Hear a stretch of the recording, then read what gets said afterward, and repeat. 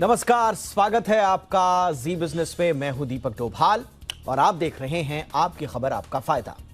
सरकार social media पर fake content की बाढ़ और ऑनलाइन गेमिंग के बढ़ते खतरों को देखते हुए बेहद सतर्क है और इसे लेकर आईटी मिनिस्ट्री ने नए कानून के ड्राफ्ट को और सख्त कर दिया है। इसके तहत अगर सरकार अपनी तरफ से किसी गेम, कंटेंट या हिस्से को फेक पाती है, गलत पाती है, तो फिर इंटरमीडियरीज को किंतु परंतु किए बगैर उसे तत्काल हटाना होगा। फिर बाकी बातें बाद में देखी जाएंगी।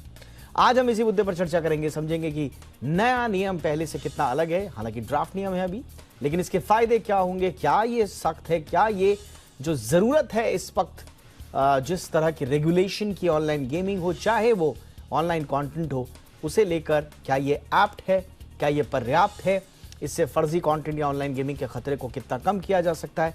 बहुत सारी लेयर्स हैं इस मुद्दे की, करेंगे खास मेहमानों के साथ चर्चा। लेकिन पहले ये रिपोर्ट।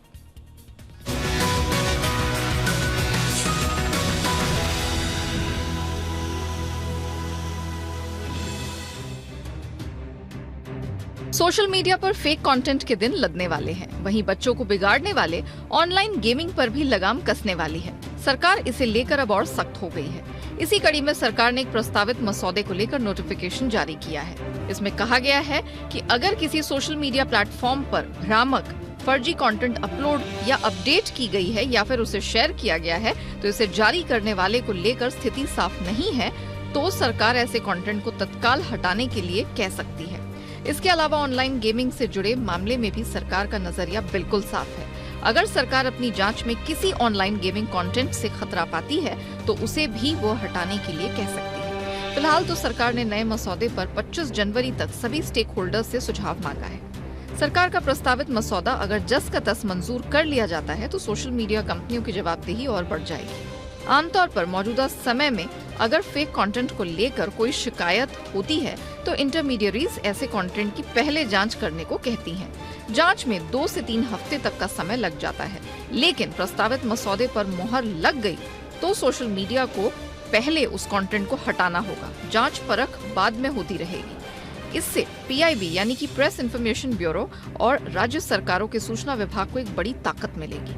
उन्हें अगर अपने स्तर पर कंटेंट में कोई दोष मिलता है तो ऐसे कंटेंट को हटाने में सोशल मीडिया प्लेटफॉर्म्स नानुकुर नहीं कर सकेंगे। सरकार ने ऑनलाइन गेमिंग को रेगुलेट करने के लिए भी सख्त रुख अपनाया है। ऑनलाइन गेमिंग के खतरे संबंधी किसी शिकायत को सरकार अगर अपनी जांच में सही पाती है तो ऐसे हिस्से या खेल को तत्काल हटाने के लिए गेमिंग कंपनियां बाध्य होंगी। सरकार पहले ही साफ कर चुकी है कि ऑनलाइन गेमिंग के लिए नियम बनाए जाएंगे ताकि गेमिंग इंफ्रास्ट्रक्चर को बच्चों के लिहाज से सेफ एंड सिक्योर बनाया जा सके। ऑनलाइन गेमिंग अगर बेटिंग की तरफ ले जाने का काम करते हैं तो ऐसे ऑनलाइन गेमिंग ऐप पर सरकार पूरी तरह से रोक लगा सकती है। वहीं ट्रांसपेरेंसी के लिए ऑनलाइन गेमर्स के लिए केवाईसी को अनिवार्य करना भी सरकार के एजेंडे में पहले से है। गेमिंग प्लेटफॉर्म्स को रेगुलेट करना इसलिए भी जरूरी है क्योंकि भारत दुनिया का दूसरा सबसे बड़ा गेमर्स वाला देश है। भारत में करीब 40 करोड़ गेमर्स हैं। पिछले 5 साल में भारत के गेमिंग सेक्टर के रेवेन्यू में 21% की ग्रोथ दर्ज की गई है।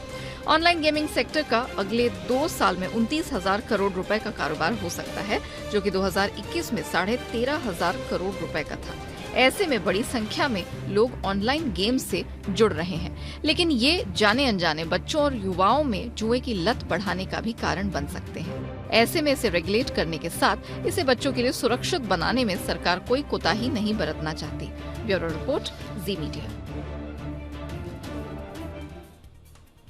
बहुत ही खास मेहमानों का पैनल इस वक्त हमारे साथ जुड़ चुका है। पहले मेहमानों का परिचय आपसे करा दें। हमारे साथ हैं विराग गुप्ता जी, जाने माने एडवोकेट हैं सुप्रीम कोर्ट में। विराग जी, बहुत बहुत स्वागत है आपका हमारे शो पर। हमारे साथ हैं जितेन जैन साहब, सोशल मीडिया एक्सपर्ट हैं। जितेन, आपका भी बहुत बहुत स्वागत है। और हमारे साथ हैं ध्रुव गर्ग, डायरेक्टर हैं लॉ एंड पॉलिसी AIGF यानी कि ऑल इंडिया गेमिंग फेडरेशन के। ध्रुव जी, आपका भी बहुत बहुत स्वागत है हमारे शो पर। विराग जी, शुरुआत आपसे ही। ये जो कुछ नया करने की कोशिश की गई है कि साहब अब ऑनलाइन गेमिंग कंपनीज को भी इंटरमीडियरीज के दायरे में लाया जाएगा, क्या कुछ अभूतपूर्व कुछ ऐसा सिग्निफिकेंट कदम है जिससे हम सोच लें कि अमूलचूल परिवर्तन आने वाला है? मैं दीपक जी नहीं मानता हूं कि अभूतपूर्व है, क्योंकि इस बारे में कई राज्यों में कानून बने हैं, इस बारे में संसद में सरकार ने एक बिल पेश किया था। अब राज्यों से परामर्श किए बगैर, हाई कोर्ट के जो अनेक आदेश हैं उन पर विचार किए बगैर, बिल को नज़रअंदाज करके और जो इंटरमीडिएट के दायरे में गेमिंग को लाने की कोशिश है, तो उससे इंटरमीडिएट की भी दिक्कतें बढ़ेंगी और गेमिंग दायरे में आएगा नहीं। तो अभूतपूर्व नहीं है और इससे एक पूरा गड़बड़ झाले की गुंजाइश बनती है। दूसरा एक खबर ये है कि बहुत अच्छी बात है कि मंत्री जी ने बोला है कि जो फेक न्यूज़ है, मिस इन्फॉर्मेशन है, इन सारी चीज़ों से अभिव्यक्ति की आज़ादी, लोगों की हनन होती है, लोकतंत्र को खतरा है। और उन्होंने बोला है कि फैक्ट चेक की जो बातें होंगी उसमें उनको रिमूवल करना पड़ेगा। अब यहाँ पर दो दिक्कतें हैं। पहली दिक्कत ये है कि समाचारों के अनुसार उसमें जो संविधान के अनुच्छेद 77 का जिक्र है और ट्रांजैक्शन ऑफ बिजनेस रूल्स का जिक्र है, उसको अगर देखें तो भारत सरकार के ही 8-10 विभाग इसमें से जुड़े हैं। वो चाहे गृह मंत्रालय हो, चाहे वित्त मंत्रालय हो, चाहे उपभोक्ता मंत्रालय हो, चाहे IT हो, चाहे इंफॉर्मेशन ब्रॉडकास्टिंग हो। लेकिन संविधान की जो दूसरी जो सूची है उसमें पुलिस या बेटिंग या गैम्बलिंग ये सब राज्यों का विषय है और इस नोटिफिकेशन में राज्यों के कोई अधिकार नहीं है। तो अगर कोई मिस इन्फॉर्मेशन पे जो FIR होती है पुलिस ही करती है, या गेमिंग पर कोई कार्रवाई होती है पुलिस करती है, तो उनको तो अधिकार नहीं दिए जा रहे हैं। तो केंद्र सरकार अकेले इस पूरे जो रक्त बीज से कैसे निपटेगी, मुझे लग रहा है इसमें अभी और इसको ढंग से करने की जरूरत है। एब्सोल्युटली। ध्रुव जी, मैं ऑनलाइन कंटेंट पर जिसका जिक्र विराट जी ने भी किया कि साहब आपको लगेगा, सरकार को मतलब, कि ये फेक है, ये मिस इन्फॉर्मेशन डिसइन्फॉर्मेशन फैला रहा है, तो उसको तुरंत पहले हटाना होगा। मैं उस पर बाद में जाऊंगा, लेकिन मैं थोड़ा सा ऑनलाइन गेमिंग को लेकर आऊंगा। एक तो इंटरमीडियरीज के दायरे में लाकर आपको क्या लगता है, क्या कुछ बदल जाएगा? और दूसरा, जो सेल्फ रेगुलेशन की बात पिछले दफे भी हुई थी, उसमें कोई बदलाव नहीं किया गया है, लेकिन एक बयान इस भी जरूर आया है मिनिस्टर साहब का। वो कह रहे हैं कि सेल्फ रेगुलेशन का मतलब ये नहीं है कि हमने कह दिया और इंडस्ट्री सेल्फ रेगुलेशन में आ गई। उसके लिए आपको दिखाना पड़ेगा, बाकायदा SRO के सर्टिफिकेशंस होंगे, मार्क्स होंगे जो ऑनलाइन गेम्स में होंगे, तो उसके लिए काम करना पड़ेगा आपको, कह देने से नहीं हो जाएगा। इस पर आप क्या कहेंगे सर? जी बिल्कुल दीपक जी, तो कल ही जो मंत्री साहब थे राजीव चंद्रशेखर जी, उन्होंने कंसल्टेशन रखी थी जिसमें इंडस्ट्री, लॉयर्स, थिंक टैंक सब मौजूद थे। उसमें ये प्रश्न उठे थे कि कुछ लोगों ने चिंता जताई थी, क्या ऐसा हो सकता है कि इन रूल्स के तहत सिर्फ सर्टिफाई कर देगा, कंपनी खुद बोल दे कि जी मैं सही गेम हूं, मैं बेटिंग गैम्बलिंग नहीं हूं, तो क्या चलेगा? क्या सेल्फ रेगुलेशन का मतलब है कि कंपनी खुद ब खुद कह देगी? तो मंत्री जी ने बहुत साफ तौर पे बोला था कि जी देखिए, पहली चीज तो सेल्फ रेगुलेटरी बॉडी होगी जो आर्म्स लेंथ डिस्टेंस पे होगा, कंपनियां उसको कंट्रोल नहीं कर पाएंगी। उसमें प्लेयर्स जो हैं उनका एक प्रतिनिधि होगा, उनमें एक सरकार एक नॉमिनेट करेगी इंसान को जो होगा, प्लस 2-3 और लोग होंगे जो इंडिपेंडेंटली काम करेंगे। तो उन्होंने कहा पहली चीज तो ये है, तो कंपनियां कंट्रोल नहीं कर सकती।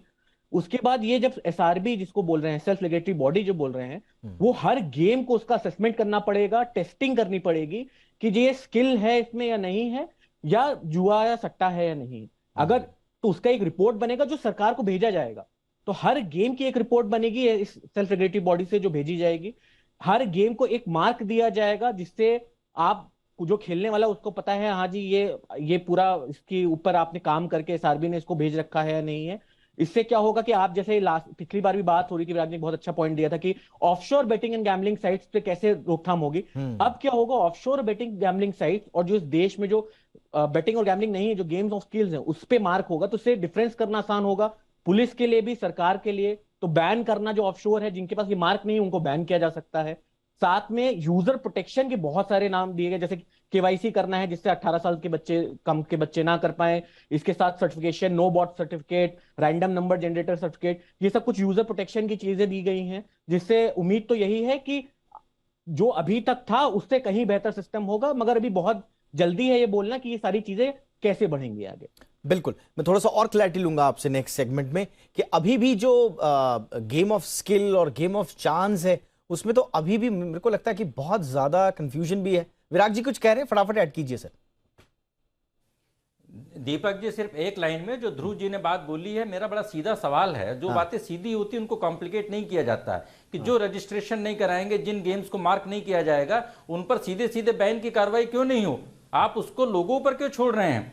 कंपलसरी भारत में जो भी गेमिंग कंपनी ऑपरेट करे, वो विदेश की हो, देश की हो, कोई भी हो, वो गेमिंग कंपनी का भारत में उस बॉडी से रजिस्ट्रेशन और मार्किंग जरूरी होनी चाहिए। अगर नहीं है तो उसको यहाँ पर व्यापार करने की अनुमति नहीं मिलनी चाहिए। हाँ, नहीं, मुझे लग रहा है कि गर्ग साहब ने यही कहा कि आपके लिए अब आसान हो जाएगा पहचान, और उनको अगर बैन करना है तो बैन भी हो जाएंगे। नहीं गर्ग साहब, दोनों में फर्क है। अच्छा। गर्ग साहब ये बोल रहे हैं कि मार्किंग नहीं होने पे एजेंसीज उसको बैन कर सकती हैं, ठीक है, लेकिन अगर नियम ये बन जाए कि भारत में गेमिंग कंपनी को व्यापार करने के लिए रजिस्ट्रेशन और मार्किंग जरूरी है, तो दोनों में फर्क है। ओके, आप कह रहे हैं कि आए ही तब इस तरह की गेमिंग कंपनीज जब उनके पास ऑलरेडी रजिस्ट्रेशन हो, ये नहीं कि उनको पर विराग जी, आपको नहीं लग रहा है, आप अपने आसपास देखिए, मोबाइल उठा के देखिए, कम से कम 50-100 ऐप तो आपके 24 घंटे पॉपअप होते रहते हैं, वो तो ऑलरेडी हैं। अब उनको हम रोकेंगे कैसे? उनकी तो छटनी करनी पड़ेगी ना सर। नहीं देखिए, छटनी आम जनता के ऊपर इस छटनी का बोझ नहीं लादा जा सकता, ना उनके पास काबिलियत है। और इसमें बड़ी सीधी सी बात यह है कि दो बातों की कमी इसमें है इन नियमों में। पहली कमी यह है कि राज्यों को साथ में नहीं लिया जा रहा, और दूसरी कमी यह है कि नियम के उल्लंघन करने वालों के खिलाफ दंड की व्यवस्था नहीं है। ठीक है। गर्ग साहब, जरा फटाफट से ऐड करना चाहेंगे इसमें ऐसा तो नहीं है कि आम जनता को कुछ करना है, इसमें तो सिंपल है ना। मैं अगर अभी नाम दूं इसको, SRB मार्क का नाम दे दिया हमने अभी के लिए, जो कि शायद भविष्य में भी इसी तरह का कुछ होगा, सेल्फ रेगुलेटरी बॉडी मार्क। अब अगर वो कोई मार्क किसी कंपनी पे नहीं है, उस कंपनी की एक तो शिकायत हो पहला, और या तो government agency suo motu action ले। तो क्या ऐसा होगा कि पता किया कि इनके पास SRB मार्क नहीं है, अब ये बैन, इनका खाता बंद, ऐसा होगा? या फिर शिकायत का वेट करेगी सरकार? जी विराग जी, देखिए अभी ये रूल्स में क्लैरिटी नहीं, विराग जी बिल्कुल सही कह रहे हैं, इसमें ऑटोमेटिक बैन नहीं है। मगर अच्छा। अभी तक दिक्कत क्या हो रही थी, जैसे हम जो प्रदेश की सरकार है या पुलिस है, या इवन अगर आप मेटी की बात करें, मिनिस्टर ऑफ इंफॉर्मेशन टेक्नोलॉजी की, तो बात ये हो रही थी कि जी अगर आप बैन करने चले, मान लीजिए कहीं सही गेम को बैन कर दिया गलत के चक्कर में, तो फर्क कैसे किया जाए? तो ये फर्क सबसे मुश्किल काम था। देखिए, कंप्लेन करना उसमें 69A में या किसी और तरीके से उसको हटाना वो है, बट उससे पहले आपको देखना पड़ेगा कि सही है या गलत है। अब ये मार्क जो है सही और गलत का करेगा, जनता को सिर्फ जरूरी नहीं है कि वो खुद जाए कंप्लेन करे। प्रदेश के अगर किसी पुलिस व्यवस्था में किसी पुलिस ऑफिसर को लगता है कि जी ये गेम में मार्क नहीं है और ये गेम में सट्टा चल रहा है, तो वो जाके उसके ऊपर FIR लॉन्च कर सकता है। वो केंद्र सरकार को भेज भी सकता है रिपोर्ट कि भाई ये हो रहा है, इसको आप देखें, जिससे मेटी उस पर एक्शन ले सकती है। पहले ये चीज नहीं हो पा रही थी, तो ये कदम उसमें है कि फर्क करना आसान हो जाएगा। अब पुलिस और जो केंद्र सरकार है उसको भी फर्क करना आसान हो जाएगा, पहले वो भी दिक्कत है। मुझे लगता है जो आप दोनों कह रहे हैं, आप दोनों बहुत इंपॉर्टेंट बात बोल रहे हैं, और ये बिटवीन द लाइंस है जिसको शायद हम छोड़ रहे थे। अच्छा, वो आप दोनों ने इसको बहस करके थोड़ा क्लियर कर दिया जनता के लिए। मुझे लगता है कि सरकार को पहले तो ये डेफिनेशन ही लानी पड़ेगी। पहले डेफिनेशन लेकर आइए आप कि गेम ऑफ चांस क्या है और गेम ऑफ स्किल क्या है।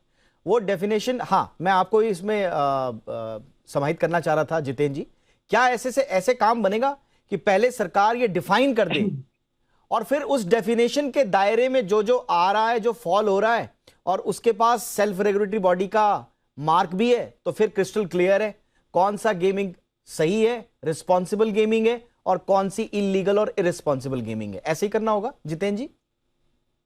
नहीं, मैं आपकी पूरी बात से सहमत हूँ। देखिए, अगर आप कोई भी ऐसा कानून लेके आएंगे जिसमें दंड की व्यवस्था ना, अभी भी जो कंटेंट रिमूवल का पूरा जो 69A के अंदर जो प्रोविजंस है, कोई वेबसाइट आपको हटानी है, ब्लॉक करनी है, ट्विटर के आपने अकाउंट, ट्विटर ने आपसे जो गवर्नमेंट डायरेक्शन से उससे कंप्लाई नहीं किया, तो पूरे कानून के अंदर मात्र सरकार के पास एक ही शक्ति है, वो ब्लॉक करने की। उसके अलावा अगर मान लीजिए आपने वो 100 अकाउंट भेजे, 90 ब्लॉक करे, 10 नहीं ब्लॉक कर रहे हैं, नहीं मान रहे हैं, तो जो प्रोपोर्शनल पनिशमेंट है जिससे वो डेटर हो कि कोई फाइनेंशियल पेनल्टी की, साहब आपने एक दिन नहीं 10 दिन के बाद कंप्लाई करा तो आपके ऊपर पर डे 10 लाख रुपए की पेनल्टी है, या आपको 3 दिन के लिए ब्लॉक किया जाएगा। या अगर मैं आपको एक बेहतरीन उदाहरण दूं, तो जो मास्टर कार्ड था, जब तक उसने RBI की जो ये डेटा स्टोरेज की गाइडलाइंस को नहीं माना, तो RBI ने क्या कहा कि उसने मास्टर कार्ड को ब्लॉक नहीं किया, उन्होंने कहा कि आप नए यूजर्स को ऑनबोर्ड नहीं कर पाएंगे। तो जहां बिजनेस को हिट करते हैं, कानून की मतलब व्यवस्था का पालन ना करने के लिए जहां दंड होता है, वहां फिर कंप्लायंस होता है। आप सही कह रहे हैं। यहाँ क्या है कि अगर आप गेमिंग इसको अंदर जब हम IT रूल्स के अंदर लेके भी आएंगे, तो मान लीजिए कोई गेम आपकी जो आपका कानून है IT रूल्स का पालन नहीं कर रहा, तो आपके पास ब्लॉक करने के अलावा कोई शक्ति नहीं कि आप उसके ऊपर कोई फाइनेंशियल पेनल्टी लगाएं या कोई नहीं और नहीं नहीं, proceedings आप launch सही करें। कह रहे हैं तो जितेंद्र जी, आप सही कह रहे हैं। मैं ये कह रहा हूं पहली दंड बात, का, हाँ पहली नहीं नहीं बात, जितेंद्र जी एक नहीं, मिनट, बता रहा हूं, जितेंद्र जी पहली एक बात मिनट, सुनिए। जितेंद्र जी एक मिनट। दंड का प्रावधान जो आप कह रहे हैं बहुत इंपॉर्टेंट बात है वो, और हमारे तीनों पैनलिस्ट आप समेत इस बात पर सहमत हैं। मेरा कहना यह है कि दंड तो बाद में आएगा, पहले मैं तो उसी पे आ आप रहा हूं, नहीं, मैं उसी पे आ रहा हूं। पहले तो आप अगर गेम लॉन्च कर रहे हैं, चाहे हाँ, ऑफशोर है चाहे इंडियन कंपनी है, नहीं आप तो मैं आपको किस, वही बता रहा हाँ हूं आप किस स्वरूप में आ रहे हैं, वो बेटिंग की परिभाषा में दीपक वो जी। फॉल करता है कि नहीं करता है, ये कैसे तय दीपक जी, होगा? दीपक जी, पहली बात तो जिस कानून में दंड की व्यवस्था ना हो वो बिना दांत और पंजों का शेर है, खाली वो धाड़ेगा। अब आते हैं इसके ऊपर की गेम। देखिए, आज अगर आप जो पूरा का पूरा गेमिंग इंडस्ट्री को देखें तो दो सबसे बड़े उसके अंदर आप मतलब जो है ना ध्रुव हैं। एक तो है ये एडिक्शन वाले गेम्स, जैसे कि ये पबजी जैसे गेम हो गए। न तो ये कंपनियां भारत में रजिस्टर, हम्म, हजारों करोड़ का कारोबार, नशा यहां बेच रहे हैं, बच्चों को 1 रुपए का टैक्स नहीं। और हम्म, आपको जानकारी नहीं होगी, पबजी इस समय भारत के अंदर बैन है, उसके बावजूद सारे बच्चे खेल रहे हैं। हम्म, मिनिस्ट्री ऑफ आईटी ने पबजी को बैन करा है। वो एब्सोल्युटली। नोटिफिकेशन आज तक जो है वो 69 का विड्रॉ नहीं हुआ, मगर आज पबजी सब सारे खेल रहे हैं। तो नाम बदल दिया आपने, लोगो बदल दिया, थोड़ा सा रंग बदल दिया। तो ये इसी के कारण दंड की बात कर रहा हूं। दूसरी बात, अब जो है ऑनलाइन बेटिंग, ये जो ड्रीम 11 या जो फैंटेसी गेम्स वगैरह की हम बात कर रहे हैं, ये बहस तो इस चैनल पे भी 3 साल के अंदर हुई नहीं, कि ये ये तो अभी डिजिटल कोर्ट सट्टा में है, गए थे तो गैम्बलिंग है, कि इनको तो बैटिंग की कैटेगरी में नहीं रखा गया है, जो ये जो ऑनलाइन तो फैंटेसी यही तो गेम सबसे ऐप है। बड़ी बात, हाँ वो तो यही तो सबसे बड़ी बात है ना। काम कर रही है। जो हाँ जो 20,000 करोड़ की इंडस्ट्री है, जो सबसे बड़ा ऑनलाइन बेटिंग की जो कंपनीज है, उसके बारे में आप क्लैरिटी देने से बचना चाह रहे हैं। आप रेगुलेट देखिए ना, अब उसके अंदर 3-4 कोर्ट के जजमेंट्स हैं, पर वो सारे ग्रे जोन के अंदर हैं। मैं इसलिए कह रहा हूं कि जब तक आप क्लियरली डिफाइन नहीं करेंगे कि गेम एग्जैक्टली, ऑफ स्किल क्या है और एग्जैक्टली, गेम ऑफ चांस क्या है, एग्जैक्टली मैं यही अगर कह रहा आप उसको गेम ऑफ चांस, अगर आप ये कहेंगे कि अगर जो सड़क पे बैठकर कोई सट्टा लगा रहा है, ये जुएबाजी कर रहा है, वो तो गेम ऑफ चांस है। और अगर कोई ऑनलाइन कंप्यूटर की वेबसाइट खोल के उसके ऊपर सट्टा लगा रहा है तो गेम ऑफ स्किल है। ये बेकार की बातें हूं। हैं। एब्सोल्युटली, मुझे लगता है कि सरकार को नीतिगत तरीके से ये बताना चाहिए कि क्या गेम ऑफ स्किल होगा और क्या नहीं होगा। यही है अगर उस बिल्कुल। चीज के लिए कोई जुडिशियल रिव्यू की जरूरत है, वहां पे भी आप जाएं, मगर अगर आप उसको डिफाइन एग्जैक्टली, नहीं देखिए करेंगे बात घुमा और फिरा उसके के, बाद जैन साहब कानून आपने लेके सही कहा, आएंगे, तो मुझे बात घुमा लगता है फिरा के वही आ रही है कि पहले आप डिफाइन करें या पहले दंड के प्रावधान करें या पहले आप गाइडलाइंस लेकर आए। तो डेफिनेशन तो आपको देखिए एक बेंचमार्क तो स्थापित करना पड़ेगा, फिर उस बेंचमार्क के इर्द गिर्द क्या हो रहा है क्या नहीं हो रहा है, वरना तो ये कंफ्यूजन चलता रहेगा। आप माना और वो बेंचमार्क सबके लिए होना चाहिए। देखिए, मैं पर्सनली मैं आ रहा हूं गैम्बलिंग जितेंद्र जी, आ रहा हूं आपके पास। एक छोटे से ब्रेक के लिए मुझे रुकना है, मैं मैं विरोध आ में रहा नहीं हूं, हूं। चर्चा अगर को वो आगे है बढ़ाते हैं। तो आ रहा हूं रेगुलेटेड जितेंद्र जी, आ तरीके रहा से होना हूं, चाहिए। इस चर्चा को आगे बढ़ाते हैं। तीनों मेहमानों का एक बार इस पे नजरिया एक और बार समझने की कोशिश करेंगे। आप बने रहिए। देखिए यहां पर बड़े दिलचस्प मोड़ पर पहुंच गई है कि सरकार गाइडलाइंस तो लेकर आ जाएगी, हो सकता है बाद में दंड का प्रावधान भी कर दिया जाए, लेकिन ये तय कैसे होगा, ये डेफिनेशन क्या है कि ये गेम ऑफ स्किल है या नहीं है। वरना तो ऑनलाइन गेमिंग कंपनियां जो है कोर्ट चली जाएंगी, वहां पर उनके लॉयर जो है ये साबित कर देंगे कि साहब ये तो गेम ऑफ स्किल है, और फिर गेम ऑफ स्किल अगर साबित हो गया तो फिर सारी की सारी जो प्रोसेस है वो तो धरी की धरी रह गई। तो ये बड़ा ट्रिकी सिचुएशन। तो नए नियम अब जो सरकार ने एक बार फिर कंसल्टेशन के लिए जारी किए हैं, ड्राफ्ट हैं, उसमें कुछ चीज़ें ऐड ऑन की गई हैं, और लेकिन मकसद एक ही है कि फर्जी कंटेंट हो या फिर बच्चों के या आम लोगों के लिए खतरनाक होते जा रहे जो ऑनलाइन गेमिंग, और ऑनलाइन गेमिंग की आड़ में जो सट्टेबाजी बेटिंग का धंधा चल रहा है उस पर लगाम कैसे लगाई जाए। तो क्या ये पर्याप्त होंगे ये नियम, इस पर कर रहे हैं हम लगातार चर्चा। विराट जी, सवाल तो यही है कि पहचान कैसे होगी, वरना तो ऑफशोर कंपनियां और यहां तक कि इंडियन कंपनीज भी आती रहेंगी और वो नियमों की स्पष्टता के अभाव में अपना काम करती रहेंगी, फिर बाद में जो कार्रवाई होगी देखी जाएगी, तब तक तो कमाई हो ही जाएगी। देखिए दीपक जी, इसको इस तरह समझें कि ड्रग्स के कारोबार को एनडीपीएस का कानून बनाने की बजाय एंटीबायोटिक के किसी कानून से हम हैंडल करने की कोशिश करें। जो गेमिंग है बड़ा क्लियर है, जो गेम ऑफ स्किल से बहुत थोड़े हैं और उनके बारे में हो सकता है केंद्र सरकार को अधिकार हो, लेकिन जो बेटिंग है, जो गैम्बलिंग है, वो संविधान के हिसाब से सीधे सीधे राज्य सरकार के दायरे में आती है। लेकिन वो जो गेमिंग कंपनियां हैं उन पर बंदिश लगाने की, बैन लगाने के लिए राज्य सरकार के पास पावर नहीं है, क्योंकि आईटी एक्ट में साइबर का पावर पूरा केंद्र सरकार के पास में है। राज्य सरकारों ने इस पर जो कानून बनाने की कोशिश की उसको हाई कोर्टों ने अलग अलग तरीके से रद्द कर दिया, क्योंकि उनके पास पूरी अथॉरिटी नहीं है। इसमें केंद्र और राज्य को कोऑर्डिनेट बना करके कानून बनाने की जरूरत है। उसकी बजाय गेमिंग को इंटरमीडियरी के शॉर्टकट दायरे में लाने से, इंटरमीडियरी का मामला जो ऑलरेडी अदालतों में विचाराधीन है, तो गेमिंग वाली कंपनियां भी कोर्ट के नाम पर उनको मुनाफा होने लगेगा, बोलेंगे मामला विचाराधीन, हम अपना कारोबार करते रहें। लेकिन हम विश्व की सबसे बड़ी आबादी वाले देश, जहां पर युवाओं को ये गेमिंग की अफीम दी जा रही है और स्टेट का काम होता है लोगों की रक्षा करना, और इन डिजिटल जो दैत्यों से युवाओं की रक्षा इंटरमीडिएट कानून से नहीं हो सकती है, यह बात बिल्कुल स्पष्ट है। नहीं गेमिंग के डिफरेंट जो, क्योंकि जब जीएसटी काउंसिल गेमिंग के बारे में टैक्स लगाने पर सहमत नहीं है, तो ये लूज जो इंटरमीडिएट की डेफिनेशंस हैं, रूल हैं जिसमें दंड का प्रावधान नहीं है, राज्यों के पुलिस के पास कोई अधिकार नहीं है, तो गेमिंग के दैत्य पर कैसे लगाम लगेगी, मैं इसमें बहुत संतुष्ट नहीं हूं। बिल्कुल। गर्ग साहब, अभी हम देख रहे हैं कि कॉन्फिडेंस इतना है मार्केट में कि एक से बढ़कर एक जो है नई नई ऑनलाइन गेमिंग आ रही हैं और स्पष्टतः वो बेटिंग कर रही हैं, उनका प्लेटफॉर्म बेटिंग पर आधारित है, और ये भी देखने में आ रहा है कि बड़े बड़े सेलिब्रिटीज उनको एंडोर्स कर रहे हैं। ये कॉन्फिडेंस आ कहां से रहा है? अगर सरकार सख्त है, हम लोग लगातार इस पर चर्चा कर रहे हैं, तो ये कॉन्फिडेंस कहां से आ रहा है इन लोगों में?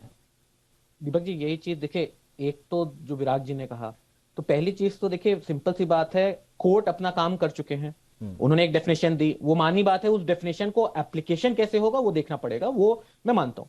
अब आप जो कह रहे हैं कॉन्फिडेंस कहां से, मैं यही कह रहा हूं, ये जब हमारी बात होती है इंडस्ट्री में, सरकार से, बाकी और यूजर ग्रुप से, प्लेयर ग्रुप से, पेरेंट्स से, तो हमें यही समझ में आता है कि क्या दिक्कत होती है कि जो ये बेटिंग और गैम्बलिंग वाले, कुछ ऑफशोर, ज्यादातर ऑफशोर है, कुछ भारतीय भी मानता हूं, वो क्या उनको है कि भाई देखिए, एक जो कॉमन इंसान है, आम आदमी है, उसको स्किल चांस समझ में आएगा नहीं, जब तक कोई फर्क करने का तरीका होगा नहीं वो चलेगा। तो अब वो क्या है, जो बेटिंग गैम्बलिंग है, वो कहते हैं हाँ जी हम भी स्किल है, हम भी बीच में आ जाते हैं, हम बड़े बड़े सेलिब्रिटीज को लेंगे, ऐड चलाएंगे। पहले आप देखिए, पहले क्रिकेट मैच के दौरान कितने बेटिंग और गैम्बलिंग वाली साइट्स का चलता था, फिर एमआईबी अपना एडवाइजरी लेके आया, जिसके बाद वो बंद हुआ, बट अभी भी आपको कहीं ना कहीं वेबसाइट पे थोड़ी बहुत एड्स मिल जाएंगे और हो सकता है दोबारा आना स्टार्ट हो जाए। तो अब ये सरकार का ये था कि मैं मानता हूं कि एक पूरी अगर एक एक्ट आए इसके ऊपर तो वो बहुत ज्यादा फायदा देगा, बट उस जब तक वो एक्ट नहीं आता तब तक ये रूल्स क्या करेंगे, जो मेरी समझ है वो, जो ये इतनी खुल के जो ऐड कर रहे थे वो नहीं, क्योंकि अब वो बेटिंग गैम्बलिंग वाली साइट को वो थप्पा मिलेगा नहीं, जो आपने एसआरबी मार्क कहा वो मिलेगा नहीं, और अगर मिलेगा तो मेटी उन पर चाबुक चलाएगा कि कैसे दे दिया एसआरबी ने, कैसे दे दिया वो मार्क। तो वो मार्क जो है वो आप मान लीजिए कोई अगर सेलिब्रिटी है वो भी अगर ऐड करने जाएगा तो वो पूछ सकता है कि जी आपके पास वो मार्क है या नहीं। अगर गूगल पे ऐड चल रहे हैं तो गूगल को पूछना पड़ेगा, रूल्स में है कि आपके पास ये वो मार्क है या नहीं। तो उसका क्या है कि पहला लाइन ऑफ डिफेंस जो है वो तैयार। आप कह रहे हैं कि पूरा का पूरा वो मार्किंग का पूरा इकोसिस्टम आपको डेवलप करना पड़ेगा, जिसमें एंडोर्समेंट करने वाला, उसमें सेलिब्रिटी, उसमें इन्फ्लुएंसर और जो प्लेटफॉर्म है सबको, एड एजेंसी सबको इसमें। हाँ, आपने सही कहा, बिल्कुल सही बात है। इसमें तो लगता है कि अगर ऐसा इकोसिस्टम बन जाए तब तो फिर बात ही क्या है। लेकिन जैन साहब, ये तभी हो पाएगा जब आप डिफाइन कर पाएंगे कि क्या गेम ऑफ स्किल और क्या गेम ऑफ चांस, तब तक बात नहीं बनेगी।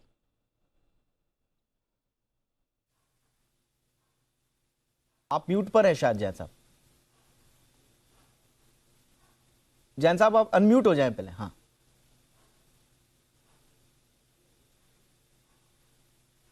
आपकी आवाज नहीं आ रही है जैन साहब।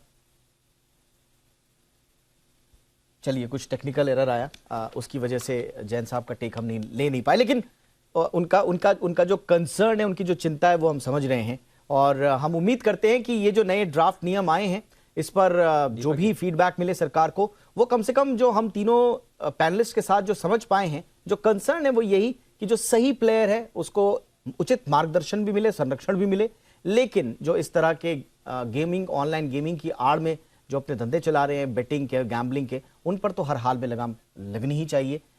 इसी उम्मीद के साथ कि ये ड्राफ्ट गाइडलाइंस बेहतरी के लिए साबित हो। बहुत बहुत शुक्रिया आप तीनों का, बहुत बहुत शुक्रिया आपका विराग गुप्ता जी वक्त निकालने के लिए, जितेंद्र जैन साहब बहुत बहुत शुक्रिया आपका, ध्रुव गर्ग साहब आपका भी बहुत बहुत शुक्रिया। आपकी खबर आपका फायदा में इतना ही, इजाजत दीजिए, नमस्कार।